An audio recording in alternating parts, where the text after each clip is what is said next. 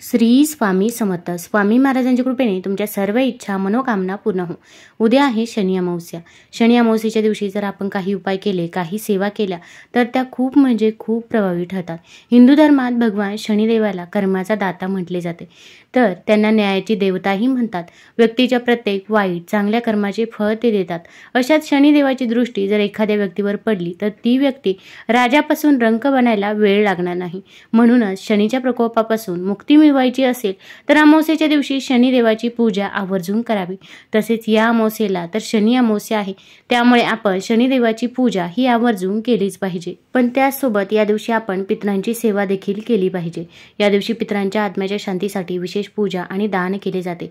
असे मानले जाते की या दिवशी पूर्वज पृथ्वीवरती येतात आणि त्यांच्या वंशजांना आशीर्वाद देतात. या दिवशी पितरांची पूजा करणे, तर्पण करणे आणि पिंडदान करणे अत्यंत महत्त्वाचे मानले जाते. या दिवशी पितरांच्या शांतीसाठी काही उपाय केल्याने घरात सुख शांती कायम टिकून राहते. आता आपल्या घरामध्ये पितृदोष असो किंवा पितृदोष नसो, तरी पण आपण या अमावस्येच्या दिवशी आपल्या पितरांसाठी काही सेवा या करायच्याच आहे. आपण एखादं घर बघा, त्या घरामध्ये मुलांची देखील पाहिजे तशी प्रगती होत असते. त्या घरामध्ये ऑलरेडी पैसा असतो, आर्थिक टंचाई तिथे नसते, तरी पण त्या घरामध्ये पैसा हा येत असतो. तसेच प्रत्येकाची प्रगतीही होत असते. त्या घरामध्ये कोणतेही अडचणी, अडथळे, संकटे नसतात. तसेच घरामध्ये आजारपण देखील आपल्याला त्या बघायला मिळत नाही. तर अशा घरामध्ये पितरांची सेवा केली जाते. तसेच कुलदेवतेची देखील सेवा केली जाते. त्यामुळे ते लोक अधिकाधिक श्रीमंत होत जातात व त्यांच्या घरातील दुःख, दारिद्र्य, गरिबी ही दूर होत असते. त्या उलट आपल्या घरामध्ये दुःख, दारिद्र्य, गरिबी असते. आपण कोणतंही काम हाती घ्या, त्या कामामध्ये आपल्याला यश मिळत नाही किंवा घरामध्ये पैसा येत नाही. आला पैसा तर तो स्थिर राहत नाही किंवा नोकरी मिळत नाही किंवा मुलांच्या काही समस्या देखील असतात. विवाह जुळून येत नाही, संतान प्राप्ती होत नाही. तर या सर्व समस्या दूर होण्यासाठी आपण या दिवशी पितरांची सेवा आवर्जून करायचीच आहे. पितरांचा जर आशीर्वाद आपल्यावरती असेल तर आपल्या घरामध्ये कोणतेही अडचणी, अडथळे येत नाही. तसेच आपण सर्व कामे व्यवस्थितरित्या पार पाडू शकतो. तसेच आपल्या घरामधील आर्थिक टंचाई देखील दूर होईल. तर या दिवशी कोणता उपाय करावा हे जाणून घेण्यापूर्वी तुम्ही चॅनलवरती नवीन असाल तर चॅनल लाईक करा व सबस्क्राईब देखील करा. कमेंटमध्ये श्री स्वामी समर्थ किंवा ओम पितृदेवताय नमः लिहायला विसरू नका. आता अमावस्येच्या दिवशी आपल्याला संध्याकाळी एक दिवा प्रज्वलित करायचा आहे. पण त्या अगोदर अमावस्येच्या दिवशी आपण सकाळी उठल्यानंतर आपण थोडंसं पाणी घ्यायचं आहे. अगदी माठ भरून ठेवत असाल तर माठातलं पाणी घेतलं तरी पण चालेल आणि हे पाणी आपण उंबरठ्याच्या दोन्ही साईडने शिंपडायचं आहे. अगदी सकाळी जर वेळ मिळाला नाही किंवा लक्षात राहिली नाही तर तुम्ही संध्याकाळी जरी असं पाणी शिंपडलं तरी पण चालेल. त्या पाण्यामध्ये 2 थेंब गंगाजल देखील टाकावं. हे पाणी उंबरठ्याच्या दोन्ही साईडनं शिंपडावं, कारण की अमावस्येच्या दिवशी आपले पूर्वज पृथ्वीवरती येत असतात आणि ते उंबरठ्याजवळ येऊन थांबतात. आपण त्यांना तिथे पाणी शिंपडलं तर आपल्या पूर्वजांचा आत्मा तृप्त होतो व ते आपल्याला शुभ आशीर्वाद देत असतात. आता या दिवशी आपल्याला संध्याकाळी कणकेचा चौमुखी दिवा पितरांसाठी लावायचा आहे. आता हा दिवा तुम्ही घरामध्ये दक्षिण दिशेला लावू शकता किंवा घराच्या बाहेर दक्षिण दिशेला लावणे शक्य असेल तर तिथे लावला तरी पण चालेल.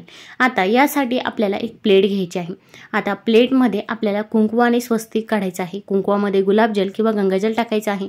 या ओल्या कुंकवाने प्लेटमध्ये स्वस्तिक काढावं. स्वस्तिक हे शुभतेचं आणि मांगल्याचं प्रतीक समजलं जातं. जिथे स्वस्तिक काढलं जातं तिथे नेहमी शुभ कामे ही होत असतात. त्या स्वस्तिकवरती आपण थोड्याशा अखंड अक्षता अर्पण करायच्या आहे आणि आपल्याला कणकेचा चौमुखी दिवा बनवायचा आहे. आता कणिक मळत असताना आपण त्यामध्ये मीठ टाकायचं नाही तर चिमूटभर हळद टाकायची आहे. हळद ही भगवान विष्णू, माता लक्ष्मीला अत्यंत प्रिय आहे. तसेच हळद आपला गुरुग्रह देखील बळकट करत असते. आता कणकेचा चौमुखी दिवा बनवणे शक्य नसेल तर अशा वेळेस तुम्ही मातीची पंथी देखील चौमुखी पद्धतीने प्रज्वलित करू शकता. पण शक्यतो कणकेचा दिवा बनवण्याचा प्रयत्न करा. आता कणकेचा चौमुखी दिवा आपण त्या स्वस्तिकवरती अक्षदांवरती ठेवायचा आहे. आता यामध्ये आपण मोहरीचं तेल टाकायचं आहे. मोहरीचं तेल नसेलच तर अशा वेळेस तुम्ही तिळाचं तेल किंवा शुद्ध तुपाचा देखील वापर करू शकता. त्यानंतर आपण यामध्ये 4 वाती टाकायच्या आहे. तसेच चारही साईडनं आपण दिव्याला हळदी कुंकू अर्पण करायचं आहे. दिवा प्रज्वलित करायचा आहे. आता आपल्याला 11 किंवा 21 काळे तीळ घ्यायचे आहे.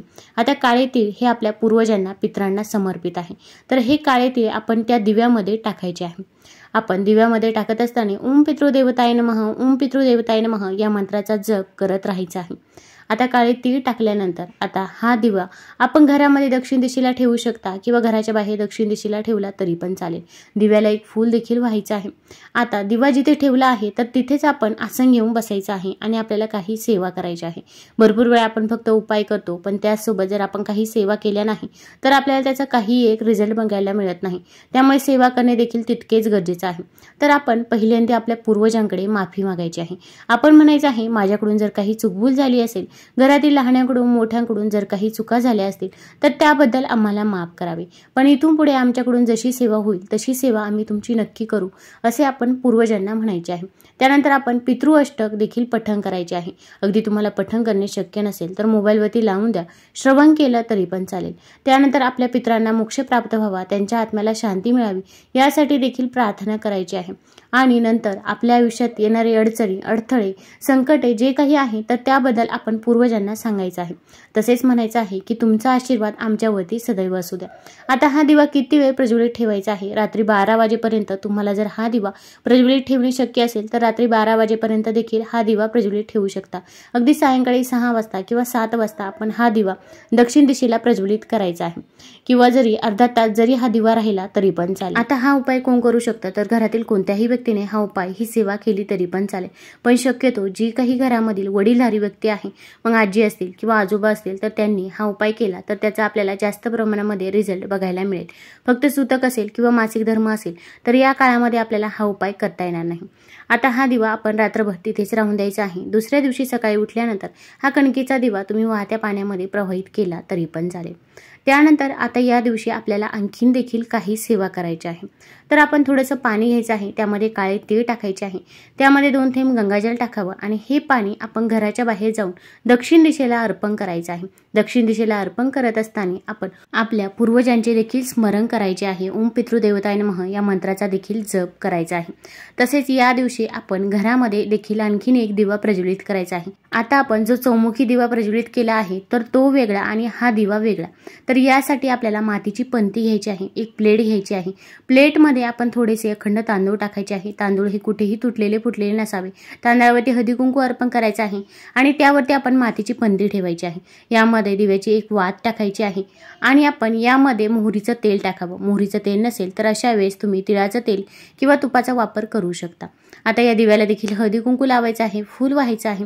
तसेच या दिव्यामध्ये देखील आपल्याला 11 काळे तीळ टाकायचे आहे आणि हा दिवा आपण जिथे माड भरून ठेवतो किंवा जिथे हंडा भरून ठेवतो तर तिथे ठेवायचा आहे। तर तिथे देखील आपल्या पूर्वजांचा वास असतो अशी मान्यता आहे। आपण घरामध्ये जर या 2 ठिकाणी दिवे प्रज्वलित केले तर आपले पितर आपल्याला भरभरून आशीर्वाद देतात व आपल्या आयुष्यातील अडचणी, अडथळे, संकटे नक्कीच दूर होण्यास मदत होत असते। आता आपण जेव्हा हंड्याजवळ इथे दिवा ठेवत असतो तेव्हा देखील आपण आपल्या पूर्वजांचे स्मरण करायचे आहे। ओम पितृदेवताय नमः या मंत्राचा जप करत करतच आपण काळे तीळ टाकायचे आहे। पूर्वजांकडे माफी देखील मागायची आहे। हा दिवा देखील आपण शनी अमावस्येच्या दिवशी संध्याकाळी माठाजवळ प्रज्वलित करायचा आहे। तसेच या दिवशी जर तुम्हाला तलावाकाठी दिवा प्रज्वलित करणे शक्य असेल तर आवर्जून तलावाकाठी किंवा नदीकाठी आपण दिवा प्रज्वलित करायचा आहे। तसेच आपल्याला कणकेचे काही गोळे बनवायचे आहे आणि हे कणकेचे गोळे आपण तिथे माशांना खायला द्यायचे आहे। यामुळे जर आपल्याला कोणत्याही आर्थिक टंचाईचा सामना करावा लागत असेल किंवा घरामध्ये मेहनत करून देखील कष्टाचे फळ मिळत नसेल, घरामध्ये पैसा येत नसेल तर त्या सर्व समस्या दूर होतात। त्यामुळे या दिवशी आपण माशांना पिठाचे गोळे आवर्जून खायला द्यायचे आहे। अगदी प्रत्येक अमावस्येला तुम्ही हा उपाय करून बघा, तुम्हाला लवकरात लवकर रिझल्ट हा बघायलाच मिळेल। तुम्हाला जर हा व्हिडिओ आवडला असेल तर चॅनल लाईक करा, सबस्क्राईब करा। धन्यवाद।